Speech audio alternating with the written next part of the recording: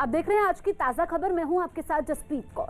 दिल्ली में आज भी घना कोहरा छाया हुआ है। मौसम विभाग के मुताबिक अगले 3 दिन तक उत्तर भारत में ठंड का प्रकोप और ज्यादा देखा जा सकता है। मौसम विभाग के नए अलर्ट के मुताबिक 3 दिन उत्तर भारत में तापमान औसत से नीचे रहेगा, जिस वजह से पंजाब, हरियाणा, दिल्ली, यूपी और बिहार के कुछ हिस्सों में घना कोहरा रह सकता है। दिल्ली और उसके आसपास के राज्यों में ठंडी हवाएं चल रही हैं। कल दिल्ली का न्यूनतम तापमान 2 डिग्री सेल्सियस रहा था। अगले 2 दिन भी ऐसी ही स्थिति रह सकती है। लखनऊ और उसके आसपास तापमान 6 से 10 डिग्री तक रहेगा, लेकिन घने कोहरे की वजह से विजिबिलिटी कम होगी। रोड में दिख नहीं रहा है और वैसे भी सवारी नहीं मिलती थी हमें 4 बजे से यहाँ से खड़ा हूँ और ठंड में वैसे ही ठंड हो रही है, गाड़ी चलाने में प्रॉब्लम आती है हमें बहुत ज़्यादा। दिल्ली एनसीआर के लोगों को मकर संक्रांति के दिन ठंड का जबरदस्त टॉर्चर झेलना पड़ा। एक तरफ शीतलहर की वजह से लोगों की कंपकपी छूट गई, तो वहीं घने कोहरे ने लोगों का घर से निकलना मुश्किल कर दिया, क्योंकि सुबह सुबह दिल्ली को देखकर ऐसा लगा मानो वो कोहरे की आगोश में समा गई। आलम यह था कि दूर से देखकर अंदाजा लगाना मुश्किल हो गया कि सामने से कार आ रही है या मोटरसाइकिल। ऐसे में कोहरे में सुरक्षित सफर करने के लिए गाड़ियों की हेडलाइट ही आखिरी सहारा बची, क्योंकि लो विजिबिलिटी में उसी की रोशनी की मदद से गाड़ियां धीरे धीरे आगे बढ़ पाई। जब गाड़ियां आपका बेहद पास आ जाती हैं तब जाकर गाड़ियां आपको दिखती हैं। जितनी भी गाड़ियां इस सड़क पे जा रही हैं वो सभी अपना लाइट ऑन करके जा रही हैं। दिन चढ़ा तो लोगों ने उम्मीद की कि राहत मिलेगी, लेकिन ऐसा नहीं हुआ और दोपहर होने तक दिल्ली यूं ही सफेद कोहरे की चादर से ढकी रही। हालांकि कुछ जगहों पर सूरज दिखा, लेकिन वो भी धुंधला। दिल्ली के पास नोएडा में भी यही हाल रहा। वहां भी ऐसा लगा जैसे हाथ को हाथ दिखना मुश्किल हो गया। सबसे ज्यादा टेंशन दफ्तर जाने वालों को हुई, क्योंकि गाड़ियों की धीमी रफ्तार की वजह से कई जगहों पर जैम लग गया। कोहरा अब घना होता जा रहा है, उसकी वजह से लगातार परेशानियां जो है वो बढ़ती जा रही हैं। ये देखिए कितनी मुश्किलों के बीच जो है वो गाड़ियां निकल पा रही हैं। सुबह का वक्त है। इस बीच मौसम विभाग ने भी जो भविष्यवाणी की उससे साफ हो गया कि आने वाले कुछ दिनों तक दिल्ली एनसीआर को शीतलहर और कोहरे का डबल अटैक झेलना पड़ेगा। सिचुएशन अभी 2 दिन तक निश्चित तौर पे ऐसे ही बनी रहेगी, जबकि जो दिल्ली एनसीआर का तापमान है लगभग 4 डिग्री के आसपास बना रहेगा। पिछले कुछ दिनों में पहाड़ों पर जबरदस्त बर्फबारी और मैदानी इलाकों में कई दिन तक बारिश हुई और जैसे ही बारिश रुकी पारा गिरने लगा। खासकर दिल्ली एनसीआर में तो इस बार जबरदस्त ठंड पड़ रही है। मौसम विभाग के मुताबिक मकर संक्रांति पर दिल्ली का न्यूनतम तापमान 2 डिग्री सेल्सियस रहा और अगले 2 दिन तक तापमान इसी के इर्द गिर्द रहेगा। यही नहीं, दिल्ली और इसके आसपास के इलाकों में ठंडी हवाएं भी चलेंगी।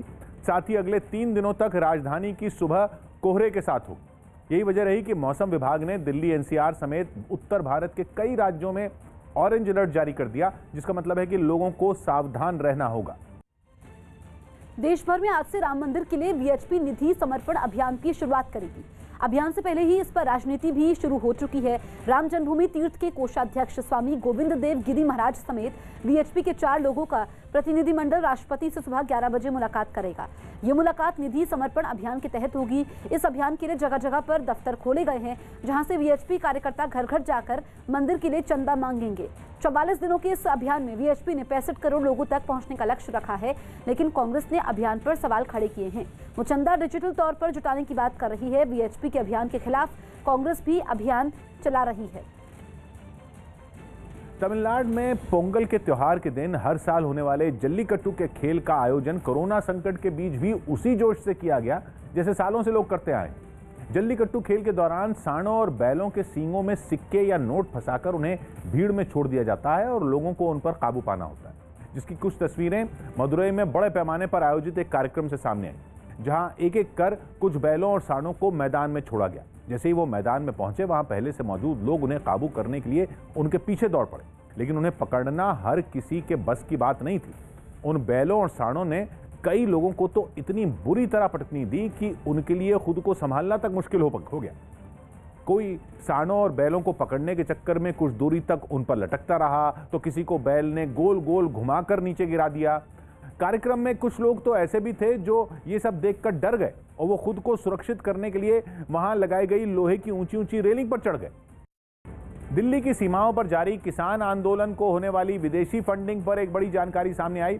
CNN न्यूज़ 18 की रिपोर्ट है कि कृषि सुधार कानूनों के खिलाफ जारी इस आंदोलन के लिए यूके, इटली, कनाडा और पाकिस्तान से पैसा जुटाया जा रहा है। रिपोर्ट के मुताबिक इटली में खालिस्तान समर्थक सतिंदर सिंह बाजवा किसान आंदोलन के लिए फंडिंग कर रहा है। इसी तरह यूके में ब्रिटिश सिख काउंसिल के सुखजिंदर सिंह, कुलवंत सिंह और तरसेम सिंह देओल रकम जुटा रहे हैं, तो कनाडा में जोगिंदर बस्सी और हरजीत गिल नाम के 2 लोग फंड जुटाने की मुहिम चला रहे हैं। जबकि पाकिस्तान में कुख्यात खालिस्तान समर्थक परमजीत सिंह पंजवार और वधावा सिंह किसान आंदोलन के लिए फंडिंग कर रहे हैं, जिनमें वहां की खुफिया एजेंसी ISI भी उनकी खुलकर मदद कर रही है। देश में कल से शुरू हो रहे वैक्सीन के महाअभियान पर केंद्र सरकार ने सभी राज्यों को दिशा निर्देश जारी किए हैं। स्वास्थ्य मंत्रालय ने गर्भवती महिलाओं और बच्चों को दूध पिलाने वाली महिलाओं को कोरोना वैक्सीन न लगवाने की सलाह दी है। स्वास्थ्य मंत्रालय के मुताबिक इन लोगों को अभी तक किसी भी टीके के ट्रायल में इसे हिस्सा नहीं बनाया गया है। इसके साथ ही ये भी कहा गया है कि 2 टीके की खुराक में अदला बदली बिल्कुल भी ना करें। केंद्र ने निर्देश में यह भी बताया कि टीका 18 साल या उससे ज्यादा उम्र के लोगों के लिए है और यह भी निर्देश है कि एक टीका अलग और दूसरा अलग लगवाने की अनुमति नहीं है, यानी दूसरी डोज भी उसी टीके की लेनी होगी जो पहले टीके की ली गई है। VHP के चंदा अभियान पर कांग्रेस ने सवाल उठाए। अयोध्या में बन रहे राम मंदिर के लिए VHP के चंदा मांगने के अभियान पर कांग्रेस ने सवाल खड़े कर दिए। डिजिटल इंडिया की बात हो रही है और दूसरी तरफ VHP हो या BJP हो, इनके कार्यकर्ता कैश जमा कर रहे हैं, तो ये कॉन्ट्रडिक्शन है। लेकिन कांग्रेस के सवाल उठाने के बाद VHP भड़क गई। उंगली उठाने वाले तो उस समय भी रावण था और आज भी बहुत सारे लोग हैं ऐसे। इस मुद्दे पर हंगामा बढ़ा तो बीजेपी ने भी कांग्रेस पर पलटवार करने में देर नहीं की। कांग्रेस को क्वेश्चन खड़ा करने के लिए वो राजनीतिक दृष्टि से देखते हैं। समाजवादी पार्टी के सांसद ST हसन ने बीजेपी पर निशाना साधने के चक्कर में राम मंदिर पर विवादास्पद बयान दे दिया। राम मंदिर बन रहा है, इन्हीं के लोग जब चंदा लेने निकलेंगे तो चंद दिखे हुए मुसलमानों से इनका पथराव करा देंगे। जिसके बाद बीजेपी भड़क गई और समाजवादी पार्टी के अध्यक्ष अखिलेश यादव से इस मुद्दे पर सफाई मांग ली। ये वही लोग हैं जिन्होंने कार सेवकों पर गोली चलवाई थी, आज पत्थर चलवाने की बात कर रहे हैं। दिल्ली पुलिस ने एक बदमाश को गिरफ्तार कर लिया। इस पर हाल ही में एक दूसरे बदमाश की हत्या करने का आरोप लगा था। यूपी कांग्रेस अध्यक्ष अजय कुमार लल्लू ने कहा कि CM योगी आदित्यनाथ को कोरोना का टीका सबसे पहले खुद को लगवाना चाहिए। कांग्रेस नेता का दावा है कि उनके ऐसा करने से लोगों में मन में टीके पर कोई शंका नहीं रहेगी। वो सबसे पहले टीकाकरण की शुरुआत अपने आप से करें। बांग्लादेश में रोहिंग्या शरणार्थियों के कैंप में आग लगने से कई शरणार्थी बेघर हो गए। यह हादसा रात के वक्त दक्षिण बांग्लादेश के नयापाड़ा कैंप में हुआ, जिसने हजारों शरणार्थियों के घरों को जलाकर रख दिया। रात के वक्त लगी आग से वहां अफरा तफरी मच गई। कुछ लोगों ने बाल्टियों से पानी डालकर आग को बुझाने की कोशिश की, लेकिन भीषण आग के सामने उनकी सारी कोशिशें बेकार हो गई। ज्यादातर लोगों का सामान जलकर राख हो गया, लेकिन कुछ लोग अपने घरों से अपनी जरूरत का सामान निकालने में कामयाब रहे। रात के वक्त लगी आग का धुआं सुबह तक उठता दिखा। रात के अंधेरे में लोगों को नुकसान का अंदाजा नहीं लगा, लेकिन सुबह के उजाले में अपने आशियानों को उजड़ा देख कई लोग फूट फूट कर रो पड़े। बताया गया कि इस हादसे ने 3000 से ज्यादा रोहिंग्या शरणार्थियों को बेघर कर दिया, जबकि कैंप में बने 500 से ज्यादा मकान जलकर राख हो गए। इस वक्त की बड़ी खबर आपको बता दें, अमृतसर में घुसपैठ की कोशिश नाकाम की गई है। पाकिस्तानी घुसपैठिया ढेर किया गया है, तो बड़ी कामयाबी इसे कहा जाएगा। अमृतसर से इस वक्त की बड़ी खबर। अमृतसर में दरअसल ये पाकिस्तानी घुसपैठिया कोशिश कर रहा था घुसपैठ की, और इसी बीच इस कोशिश को नाकाम किया गया है। इस घुसपैठिए को ढेर किया गया है। बीजेपी ने चुनाव से पहले TMC को फिर झटका लगने का दावा किया। चुनाव से पहले TMC नेताओं के पार्टी छोड़ने की घटनाओं के बीच बीजेपी ने एक बड़ा दावा कर दिया। एक जनसभा में बीजेपी सांसद सौमित्र खान ने दावा कर दिया कि हावड़ा से TMC सांसद और पूर्व फुटबॉलर प्रसून बनर्जी जल्द ही बीजेपी में आएंगे।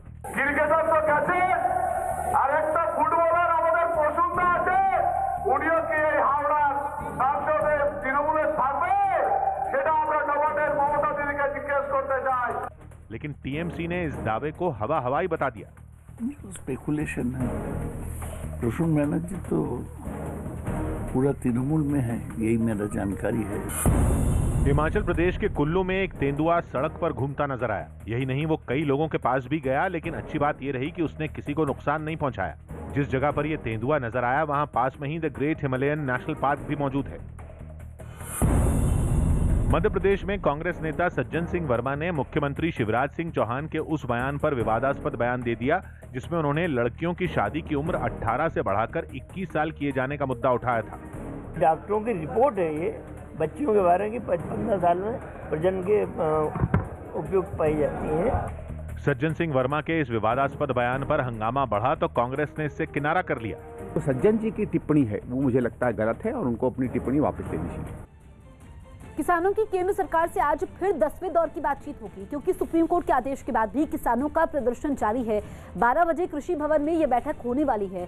सुप्रीम कोर्ट से कानूनों पर रोक के बाद किसानों के साथ सरकार की यह पहली बैठक है। किसान नेता राकेश टिकैत का कहना है कि बैठक में कृषि कानून वापस लेने की बात होगी। उधर किसानों की 26 जनवरी को ट्रैक्टर रैली निकालने की तैयारी है तो वहीं कांग्रेस हर राज्य में कानूनों के खिलाफ राजभवन तक मार्च निकालेगी। यूरोप के देश बेल्जियम की राजधानी ब्रसल्स में पुलिस हिरासत में 23 साल के एक अफ्रीकी मूल के नागरिक की मौत पर कोहराम मच गया।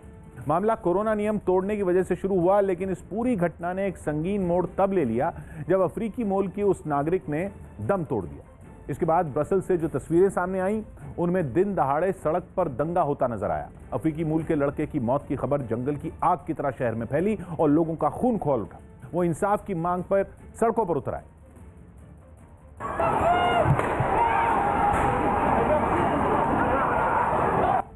जो उन्होंने दिखा उन्होंने उसी पर अपनी भड़ास निकाल दी। कहीं बस स्टैंड को चकनाचूर कर दिया तो कहीं चीजों को फूंक डाला। प्रदर्शनकारियों ने पुलिस पर चीजें फेंकी तो पुलिस ने भी करारा जवाब दिया। उसने उन पर पानी की जोरदार बौछार कर दी लेकिन प्रदर्शनकारी भी पीछे नहीं हटे। उन्होंने सड़क पर पटाखे छोड़ दिए।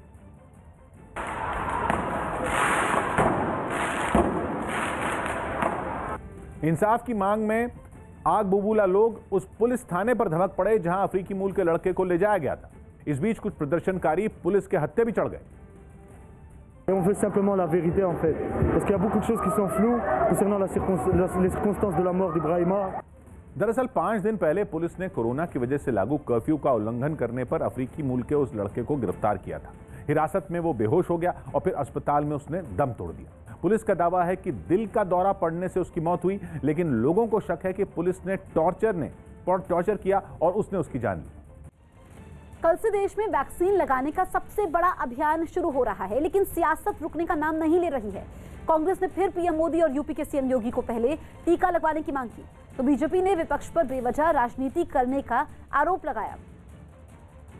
देश के अंदर सबसे पहले देश के प्रधानमंत्री को वैक्सीन लगानी चाहिए और मुख्यमंत्रियों को और कैबिनेट को लगवानी चाहिए ताकि देश के अंदर विश्वास पैदा हो सके। और मुझे ताज्जुब है कि जब सऊदी अरबिया का बादशाह लगवा रहा है, इंग्लैंड का प्राइम मिनिस्टर लगवा रहा है,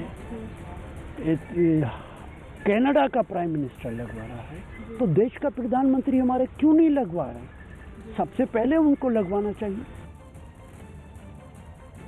जब अमेरिका के राष्ट्रपति कैमरे के सामने इंजेक्शन लगवा सकते हैं, कोविड वैक्सीन का वो टीका ले सकते हैं, जब बोरिस जॉनसन जो हैं इंग्लैंड के अंदर प्राइम मिनिस्टर जो हैं वो टीका लगवा सकते हैं, तो हमारे देश के अगर किसी चीफ मिनिस्टर से ये सवाल किया जा रहा है तो इसमें क्या गलती है? बिल्कुल उनको तो आगे बढ़कर, चूँकि सबसे ज़्यादा वो इस पक्ष दर के हैं कि वैक्सीन के अंदर कोई ख़राबी नहीं है, तो लोगों को भी यकीन बढ़ेगा। और सही बात है कि अगर वो कल लगेंगे तो इससे कॉन्फिडेंस लोगों के अंदर पैदा होगा। हमारे लिए पहले राष्ट्र है, फिर पार्टी है, फिर स्वयं है, तो उनके लिए सबसे इम्पोर्टेंट है पहले उत्तर प्रदेश के 24 करोड़ वोटर्स, उत्तर प्रदेश की आबादी, उनको। वरना यही लोग अगर योगी आदित्यनाथ जी सबसे पहले लगवाने बैठ जाते, इनके बयान आते, देखो खुद को पहले अपना लगा लिया, गरीबों की चिंता नहीं की। तो इसलिए विपक्ष को विपक्ष के लिए बोलना है।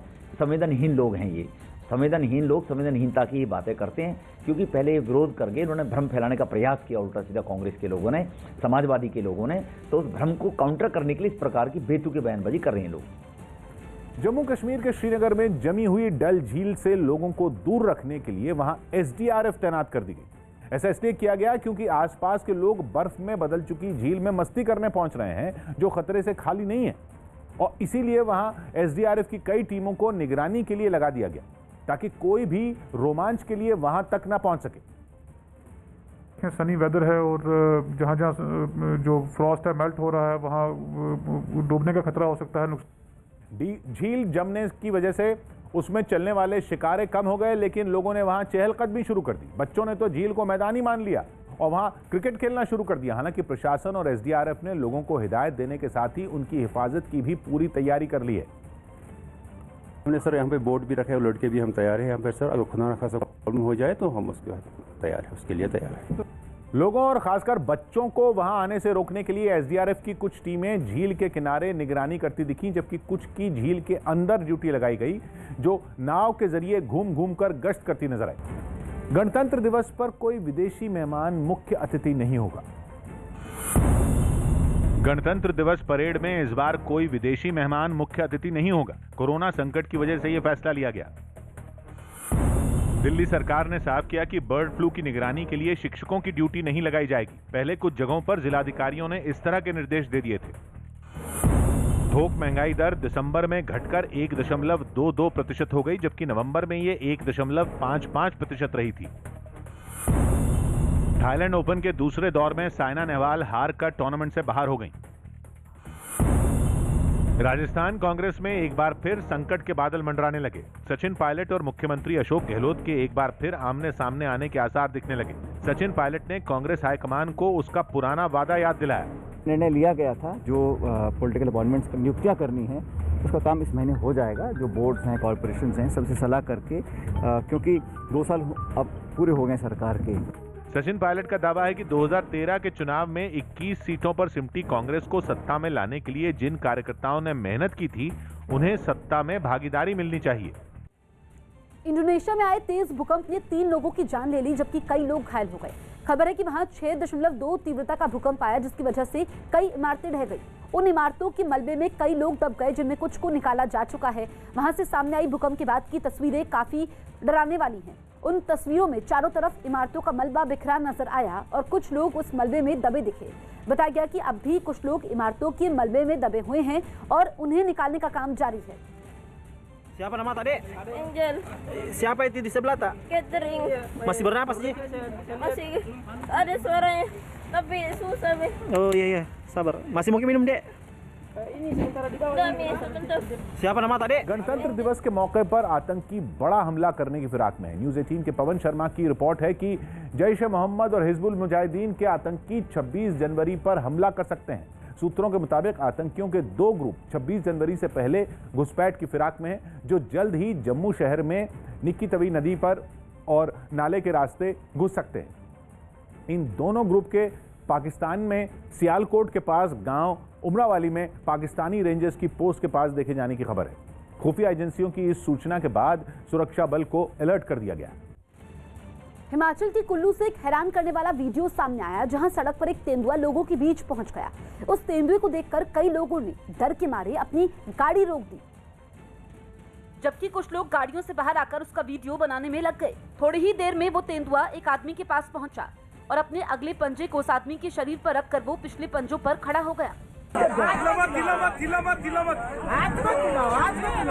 दूर खड़े लोग उस आदमी को शांत रहने की सलाह देते रहे और वो आदमी बिना डरे तेंदुए के सामने खड़ा रहा। थोड़ी देर तक तेंदुआ उस आदमी के साथ खेलता रहा और फिर वहां से हट गया। इसके बाद उसने वहां खड़ी गाड़ियों के चक्कर लगाए। हाथ मत लगाना।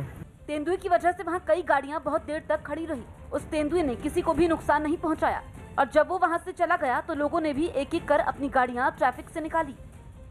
मकर संक्रांति पर पटना में आरजेडी नेता तेज प्रताप यादव का अनोखा अंदाज देखने को मिला। लालू यादव के आवास पर हर साल होने वाले दही चूड़ा के भोज को तो इस बार कोरोना की वजह से रद्द कर दिया गया था, लेकिन तेज प्रताप ने अपने आवास पर इस त्योहार को मनाया। इस मौके पर उन्होंने घोड़े की सवारी भी की। तेज प्रताप ने खुद ही घोड़े की लगाम पकड़ी और फिर काफी देर तक घुड़सवारी का मजा लिया।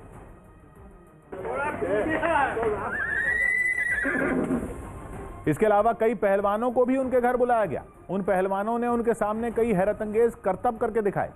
इसके बाद तेज प्रताप ने झुग्गी झोपड़ी में रहने वाले लोगों को बुलाकर उन्हें अपने हाथों से दही चूड़ा खिलाया। राम सेतु की उम्र का पता लगाने पर रिसर्च होगी।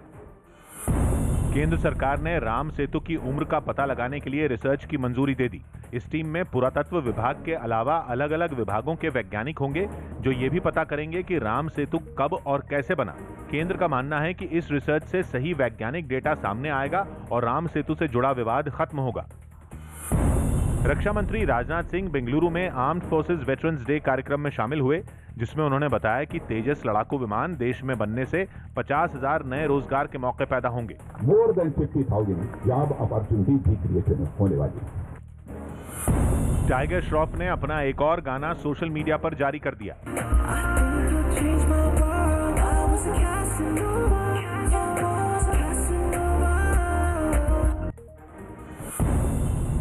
पीएम के खिलाफ आपत्तिजनक भाषा के इस्तेमाल पर सियासी पारा चढ़ गया। सरकार के मंत्रियों ने किसान संगठनों के आंदोलन में पीएम के लिए इस्तेमाल की गई भाषा पर तीखी प्रतिक्रिया दी। विरोध एक सीमा तक होना चाहिए। जबकि एक दिन पहले तक इस बात की आलोचना करने वाली कांग्रेस के सुर अगले ही दिन बदल गए। किसान हैं, ठिठुर रहे हैं, तकलीफ में हैं, ऐसे में उनको गुस्सा आ गई होगी। कांग्रेस नेता उदित राज ने बयान दिया कि अगर बीजेपी पश्चिम बंगाल में पैर पसारती है तो इसके लिए टीएमसी जिम्मेदार होगी। साथ ही उन्होंने आरोप लगाया कि ममता बनर्जी की पार्टी टीएमसी ने कांग्रेस और लेफ्ट के नेताओं और कार्यकर्ताओं को काफी परेशान किया। बीजेपी को उन्होंने एंट्री कराई है। यूरोप के नॉर्वे से एक चौंकाने वाला वीडियो सामने आया जिसमें कार बर्फ से ढकी सड़क पर हादसे का शिकार हो गई। जिस कार के साथ हादसा हुआ उसके ठीक पीछे धीमी रफ्तार में दूसरी कार चल रही थी, जिसके डैशबोर्ड पर लगे कैमरे में यह हादसा रिकॉर्ड हुआ। इससे पहले वो कार तेज रफ्तार में बर्फ से ढकी सड़क पर आगे बढ़ती नजर आई। बर्फबारी की वजह से सड़क पर बहुत ज्यादा फिसलन थी और एक मोड़ पर कार का ड्राइवर अपना संतुलन खो बैठा। कार फिसलते हुए अपने बाईं ओर के गड्ढे में जा गिरी। तुरंत राहत और बचाव दल को हादसे की खबर दी गई। कार को गड्ढे से निकालने के लिए क्रेन भी पहुंची। कुछ देर की कोशिश के बाद कार को सुरक्षित बाहर निकाला गया। बताया गया कि इस हादसे में कार के ड्राइवर को मामूली चोटें आईं। महाराष्ट्र के कैबिनेट मंत्री और एनसीपी के दिग्गज नेता नवाब मलिक के दामाद समीर खान को कोर्ट ने 18 जनवरी तक एनसीबी रिमांड पर भेज दिया। एक दिन पहले ड्रग्स केस में 10 घंटों तक पूछताछ करने के बाद नारकोटिक्स कंट्रोल ब्यूरो ने उन्हें गिरफ्तार कर लिया था, जिसके बाद समीर खान की पहले मेडिकल जांच कराई गई और फिर उन्हें कोर्ट के सामने पेश किया गया, जहां से कोर्ट ने उन्हें 18 जनवरी तक के लिए एनसीबी की हिरासत में भेज दिया। तो कोर्ट ने उसको एनसीबी कस्टडी में रिमांड करी है क्योंकि इन्वेस्टिगेशन इज पेंडिंग। इसके अलावा कोर्ट ने ड्रग्स तस्कर करण सजनानी और एक अभिनेत्री की पूर्व मैनेजर रायला फर्नीचरवाला की एनसीबी हिरासत को 16 जनवरी तक के लिए बढ़ा दिया। कुछ रोज पहले ड्रग्स केस में एनसीबी ने इन दोनों को गिरफ्तार किया था और उनसे पूछताछ के दौरान समीर खान का नाम सामने आया था। आरोप है कि समीर ने सजनानी के ड्रग्स तस्करी के कारोबार में पैसा लगाया था। पैसे का लेन देन का भी है। ही वॉज फाइनेंसिंग और कुछ पैसे उसने दिए थे। नवाब मलिक के दामाद की गिरफ्तारी के बाद सियासत भी गर्मा गई। एनसीपी ने तो इसके बहाने केंद्र सरकार पर सरकारी एजेंसियों के गलत इस्तेमाल का आरोप लगा दिया। All the central agencies are being used against the opponents in India. दामाद समीर खान की गिरफ्तारी के बाद नवाब मलिक का भी ट्वीट सामने आया, जिसमें उन्होंने न्याय व्यवस्था पर भरोसा जताते हुए कानून को सबके लिए बराबर बताया। पश्चिम बंगाल बीजेपी के नेता आज दिल्ली में केंद्रीय नेतृत्व से मुलाकात करेंगे, जिसके लिए दिलीप घोष और अमिताभ चक्रवर्ती दोपहर बाद दिल्ली आएंगे। बंगाल के बीजेपी के प्रभारी कैलाश विजयवर्गीय भी बैठक में मौजूद रहेंगे। उधर सीपीएम नेता मोहम्मद सलीम ने टीएमसी और बीजेपी के बीच गठजोड़ का आरोप लगाया, तो बीजेपी ने पलटवार करते हुए कहा कि डर कर सलीम दे रहे हैं ऐसा बयान। Trinamool Congress got this assignment by the RSS to disseminate the left network, but they failed to do that. Rather, it's very hard for Trinamool Congress to maintain its own network. The Trinamool Congress is not going to win this election, and BJP is nowhere. Throughout the country, there's only left and the Congress who never joined BJP. I think Trinamool was created to make way for the BJP. Salim साहब को सपना देखने दीजिए। वो पश्चिम बंगाल से गया, अभी सारे भारत से गया है, कुछ दिन बाद पूरा इंडिया से ही वो बाहर चले जाएंगे। वो जो कम्युनिटी है, माइनॉरिटी जो कम्युनिटी है, वो भी बीजेपी से जुड़ रहा है और उसीलिए वो डर के मारे ये सब बात कर रहे हैं। अगले चुनाव में बंगाल में बीजेपी बीजेपी बीजेपी, बंगाल में बीजेपी सत्ता में आएंगे। दिल्ली के जाफराबाद से एक हैरान कर देने वाला वीडियो सामने आया जिसमें दो बदमाशों ने सरेआम एक आदमी की गोली मारकर हत्या कर दी। हत्या के पीछे की वजह रंजिश बताई गई। दिन दहाड़े अंजाम दी गई इस वारदात की तस्वीरें वहां लगे एक सीसीटीवी कैमरे में रिकॉर्ड हो गई, जिनमें एक तस्वीर में रईस अंसारी नाम का एक आदमी घर के सामने अपने स्कूटर में सामान रखता और उसे साफ करता नजर आया। इस दौरान वो अपने एक जानकार के साथ बातचीत भी करता रहा। तभी वहां पहले से घात लगाए दो बदमाश आ धमके, जिनमें एक ने उससे बातचीत शुरू कर दी जबकि दूसरा बदमाश अपनी पिस्तौल में गोली लोड करने लगा। थोड़ी देर बाद बात करने के बाद बदमाश ने उसके सिर पर पिस्तौल लगा दी, लेकिन गोली नहीं चली। बदमाशों का इरादा भांपकर वो घर की तरफ भागने लगा। इस बीच बदमाश ने उस पर फिर गोली चलाई, लेकिन इस बार भी गोली उसे नहीं लगी। बाद में दूसरे बदमाश ने उसका पीछा किया और दौड़ाकर उसे गोली मार दी और फिर दोनों बदमाश वहां से फरार हो गए। डोनाल्ड ट्रंप अमेरिका के इतिहास में पहले ऐसे राष्ट्रपति बन गए जिनके खिलाफ 2 बार महाभियोग लाया गया। न्यूज़ 18 के नीरज कुमार की रिपोर्ट है कि अमेरिकी संसद के निचले सदन हाउस ऑफ रिप्रेजेंटेटिव्स में ट्रंप पर महाभियोग चलाने का प्रस्ताव पास हो गया, लेकिन हैरानी की बात यह है कि ट्रंप की खुद की रिपब्लिकन पार्टी के 10 सांसदों ने उन पर महाभियोग चलाने का समर्थन किया। अब यह प्रस्ताव अमेरिकी संसद के ऊपरी सदन सेनेट में जाएगा, जहां पर डोनाल्ड ट्रंप पर ट्रायल चला जाएगा। अगर ट्रायल में ट्रंप अमेरिकी संसद में हमले के दोषी पाए गए तो सेनेट उन्हें भविष्य में किसी भी सरकारी पद के लिए अयोग कर सकती है। यानी कि जो चर्चा है कि ट्रंप 2024 में दोबारा राष्ट्रपति चुनाव लड़ सकते हैं, उस पर पानी फिर सकता है। हालांकि पेच यह है कि 19 जनवरी तक सेनेट का सत्र नहीं है और 20 जनवरी को जो बाइडेन अमेरिका के नए राष्ट्रपति बन जाएंगे। ऐसे में ट्रंप पद से हटेंगे नहीं और अपना कार्यकाल पूरा कर ही लेंगे। 2019 के महाभियोग प्रस्ताव में ट्रंप बच गए थे, लेकिन देखना होगा कि इस बार जबकि वो राष्ट्रपति के पद पर नहीं होंगे, तब क्या महाभियोग प्रस्ताव से बच पाते हैं। सरकार से देश में ही बने 83 तेजस लड़ाकू विमानों की खरीद की मंजूरी मिलने के बाद भारतीय वायुसेना के प्रमुख RKS भदौरिया ने दावा किया कि चीन और पाकिस्तान के JF-17 पर स्वदेशी तेजस भारी पड़ेगा। We'll have a version which will be ahead, and we plan other sensors and weapons which are top of the line. Kerala के अजरुद्दीन ने सिर्फ 37 गेंदों पर शतक ठोक दिया। सैयद मुश्ताक अली T20 ट्रॉफी में केरल की टीम ने मुंबई को 8 विकेट से हरा दिया। इस मुकाबले में केरल के मोहम्मद अजरुद्दीन ने सिर्फ 37 गेंदों में शतक लगाया और अपनी टीम को जिताने में अहम भूमिका निभाई। इस मैच में वो 54 गेंदों में 137 रन बनाकर नॉट आउट रहे। अजरुद्दीन का ये शतक सैयद मुश्ताक अली T20 ट्रॉफी में दूसरा सबसे तेज शतक है। इससे पहले ऋषभ पंत ने 32 गेंदों पर शतक लगाया था। तमिलनाडु के मदुरई में पोंगल के मौके पर राहुल गांधी ने जल्लीकट्टू कार्यक्रम में हिस्सा लिया, जहां उन्होंने इस पारंपरिक खेल को सुरक्षित बताते हुए केंद्र सरकार पर हमला बोला। उनके इस दौरे को राज्य में इसी साल होने वाले विधानसभा चुनाव से जोड़कर देखा जा रहा है। The government in Delhi, they can destroy the cultures of this country. Rahul Gandhi के इस वार पर बीजेपी के अमित मालवीय ने ट्वीट कर पलटवार किया और कांग्रेस पर संस्कृति विरोधी होने का आरोप मढ़ दिया। दिल्ली के सफदरजंग अस्पताल की 4थी मंजिल पर बने नर्सिंग रूम में आग लग गई। हालांकि ये खबर मिलने के बाद दमकल विभाग की गाड़ियों ने तुरंत आग पर काबू पा लिया। कश्मीर में शांति की मुहिम चलाने वाले पुलिस अधिकारियों समेत कई लोगों के सस्पेंड किए गए ट्विटर अकाउंट फिर बहाल कर दिए गए। इससे पहले पाकिस्तान ने इन लोगों के बारे में गलत रिपोर्ट देते हुए ट्विटर से शिकायत कर दी थी। इसी रिपोर्ट के आधार पर ट्विटर ने उनके अकाउंट बंद कर दिए थे। हालांकि फिर भारत सरकार ने ट्विटर से सख्त नाराजगी जताई, जिसके बाद ऐसे कई ट्विटर अकाउंट फिर सक्रिय कर दिए गए। आज सेना 73वां स्थापना दिवस मना रही है। इस मौके पर दिल्ली कैंट के परेड ग्राउंड में सेना अपनी ताकत दिखाएगी। कार्यक्रम में CDS बिपिन रावत और तीनों सेना के प्रमुख शामिल होंगे। सेना प्रमुख MM नरवणे जवानों को संबोधित भी करेंगे। साथ ही अदम्य साहस का परिचय देने वाले जवानों को सम्मानित किया जाएगा। ब्रह्मोस मिसाइल सिस्टम के launcher, upgraded शिल्का weapon system, T-72 bridge laying tank, Pinaka multi barrel rocket launcher, T-90 main battle tank और इन्फेंट्री कॉम्बैट व्हीकल BMP-2 के परेड की शान बढ़ाएंगे। इस मौके पर सेना के मार्चिंग दस्ते और बैंड सेना दिवस में कदम ताल करेंगे। सेना दिवस हर साल 15 जनवरी को फील्ड मार्शल KM करियप्पा के सम्मान में मनाया जाता है। साल 1949 में आज ही के दिन भारत के अंतिम British commander in chief general Francis butcher की जगह तत्कालीन लेफ्टिनेंट जनरल KM करियप्पा ने ली थी। पीएम मोदी ने जवानों को सेना दिवस की बधाई दी। उन्होंने ट्वीट कर लिखा कि मां भारती की रक्षा में पल पल मुस्तैद देश के पराक्रमी सैनिकों और उनके परिजनों को सेना दिवस की हार्दिक बधाई।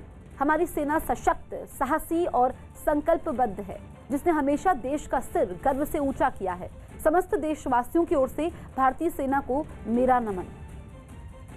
ईरान ने एक बार फिर दुनिया के सामने अपनी सेना की ताकत की नुमाइश की। ईरान और अमेरिका पिछले साल से युद्ध की कगार पर खड़े हैं, लेकिन ईरान है कि मानने को तैयार ही नहीं। वो कभी हथियारों का परीक्षण करके तो कभी सैन्य अभ्यास के जरिए अमेरिका को चिढ़ाने का कोई मौका नहीं छोड़ रहा। और इस बार उसकी नौसेना ने ओमान की खाड़ी में ताबड़तोड़ मिसाइलें दागकर ये दिखाने की कोशिश की कि अमेरिका भले ही महाशक्ति हो, लेकिन वो ईरान को हल्के में बिल्कुल न ले। अपने युद्ध अभ्यास में ईरान ने अलग अलग तरह की मिसाइलों की आजमाइश की। पानी के जहाज से छोड़ी गई एक मिसाइल तो दुश्मन के छक्के छुड़ाने के लिए ऐसी बेताब दिखी कि महज 4 सेकंड में आंखों से ओझल हो गई। और फिर उसकी मचाई तबाही की जो तस्वीर सामने आई, उसे देखकर ईरान अपनी पीठ थपथपाने लगा। ईरान ने समंदर के अंदर खतरनाक टॉर्पीडो चलाने की भी ड्रिल की, लेकिन वो बस इतने पर ही नहीं रुका। इस युद्ध अभ्यास में उसकी नौसेना ने लगे हाथ अपने सबसे बड़े जंगी जहाज मकरान को भी मैदान में उतार दिया। सामने आई तस्वीरों में कई हेलीकॉप्टर उसके हेलीपैड से उड़ान भरने के लिए तैयार दिखे। 748 फीट लंबा और 138 फीट चौड़ा ये जहाज ईरान ने ही बनाया है। दावा तो यहां तक है कि ये किसी बंदरगाह पर डॉक किए बिना करीब 3 साल तक सफर कर सकता है। प्रधानमंत्री नरेंद्र मोदी ने एक तमिल मैगजीन में आत्मनिर्भर भारत पर एक लेख लिखा, जहां इसी साल विधानसभा चुनाव होंगे। न्यूज़ 18 के अमिताभ सिन्हा की रिपोर्ट है कि पीएम ने अपने लेख में 2020 को दुर्घटना नहीं बल्कि समाज और लोगों के लिए नई खोज का साल बताया। साथ ही उन्होंने दावा किया कि कोरोना काल में देश आत्मनिर्भर बना और लोगों की एकता और भाईचारे की भावना भी खुलकर सामने आई। इसके अलावा उन्होंने कोरोना के मुश्किल दौर में देश में दवा की कमी न होने और दुनिया को कोरोना से लड़ने के लिए दवाइयां मुहैया कराने का भी जिक्र किया। तमिल मैगजीन में लिखे लेख में उन्होंने महामारी से लड़ाई में देश की संस्थाओं और लोगों से मिले सहयोग की भी तारीफ की। यही नहीं, उन्होंने आज़ादी के 75 साल पूरे होने पर देश के लिए अपनी जान कुर्बान करने वाले महापुरुषों को आत्मनिर्भर बनकर सच्ची श्रद्धांजलि देने की अपील की। तमिलनाडु में इसी साल विधानसभा चुनाव होने हैं और प्रधानमंत्री का ये लेख उसी से जोड़कर देखा जा रहा है। कोलकाता के न्यू टाउन इलाके से आग की डराने वाली तस्वीरें सामने आई। बताया गया कि आग वहां के रिहायशी इलाके में लगी थी, जिसने थोड़ी ही देर में आसपास के एक बड़े इलाके को अपनी चपेट में लिया। लपटें इतनी जबरदस्त थी कि उन्हें काफी दूर से ही देखा जा सकता था। आग का ये भीषण रूप देखकर इलाके के लोग दहशत में आ गए। जानकारी मिलने पर वहां दमकल की कई गाड़ियां भेजी गई, जिन्होंने आग बुझाने की कोशिश शुरू की, लेकिन कई फीट ऊंची उठ रही इन लपटों पर दमकल कर्मियों की कोशिश का भी कोई असर होता नहीं दिखा। कल भी कोलकाता के बाग बाजार इलाके में आग लगी थी, जिसमें काफी नुकसान हुआ था। 50 दिन से चल रहे किसान आंदोलन का नुकसान हरियाणा और दिल्ली के उद्योगों को सबसे ज्यादा उठाना पड़ रहा है। सिंघू बॉर्डर के करीब सोनीपत के कुंडली में सैकड़ों कारखाने आंदोलन की वजह से ठप पड़े हैं, जिन्हें रोजाना करोड़ों का नुकसान उठाना पड़ रहा है। फर्नीचर बनाने वाले कारखाने हों या कपड़े बनाने वाले, बड़ी बड़ी मशीनों का कारोबार हो या छपाई करने वाले, आंदोलन के कारण सबके सामने मुसीबतों का अंबार लग गया। कुंडली इंडस्ट्रियल एरिया की सिंघू बॉर्डर से दूरी 1 किलोमीटर से भी कम है। बॉर्डर ठप होने की वजह से सबसे बड़ी परेशानी माल ढुलाई की हुई है। ना रॉ मटेरियल की मूवमेंट हो पा रही है, ना फिनिश गुड्स की मूवमेंट हो पा रही है, ना लेबर की मूवमेंट हो पा रही है। मतलब मल्टीपल लॉसेस इंडस्ट्री सफर कर रही है। कारखाने चलाने वाले न तो किसानों के खिलाफ हैं और न ही उनके आंदोलन के, लेकिन अब उनके भी सब्र का बांध टूटने लगा है। हमारा भी हक है, हमें भी अपने बीवी बच्चे पालने हैं और लोगों को तनख्वाह देनी है। ऐसा तो बोल नहीं सकते कि किसानों का आंदोलन है तो हम तनख्वाह नहीं देंगे। कई कारखाने ऐसे हैं जहां 50 दिन पहले जो डिब्बा जहां रखा था 50 दिन बाद भी वहीं रखा हुआ है, क्योंकि कारखानों में बंद रास्तों के कारण कर्मचारी पहुंच नहीं रहे और माल ढोने का भाड़ा 5 गुना तक बढ़ चुका है। अकेले कुंडली में करीब 1800 फैक्ट्रियां हैं, जिनमें रोजाना करोड़ों का कारोबार हुआ करता था और 1 लाख से ज्यादा मजदूरों को रोजगार मिला करता था। लेकिन सैकड़ों कारखाने अब बंद हैं और जो खुले हैं उनमें ज्यादातर में काम बंद है। यहाँ पर तस्वीरों में आप देख सकते हैं कार्टून ऐसे ही हैं जैसे आए थे, या जैसे जो सामान जैसे पैक हुआ था 50 दिनों से, उसी तरीके से आपको एक भी वर्कर इस फैक्ट्री में देखने को नहीं मिलेंगे। जो मजदूर काम पर आ भी रहे हैं उन्हें कई किलोमीटर पैदल चलना पड़ता है। यानी काम पर घंटों की देरी से पहुंचते हैं और कारखानों से जल्दी घर के लिए निकलना पड़ता है। पहले से कोरोना की मार झेल रहे उद्योगों के लिए ये हालात वजूद बचाने की जंग से कम नहीं है। हर तरफ इस फैक्ट्री में आपको दिखेंगे दिखेंगी मशीनें, और यहाँ पर देखिए आपको कोई भी कर्मचारी इस मशीनों को चलाता हुआ नहीं दिखेगा। नुकसान केवल उद्योगों का नहीं, उन हजारों मजदूरों का भी हुआ जिनकी रोजी रोटी या तो बंद हो चुके रास्तों की वजह से या ठप पड़े कारखानों की वजह से छिन गई। किसान आंदोलन की आड़ में देश विरोधी गतिविधियों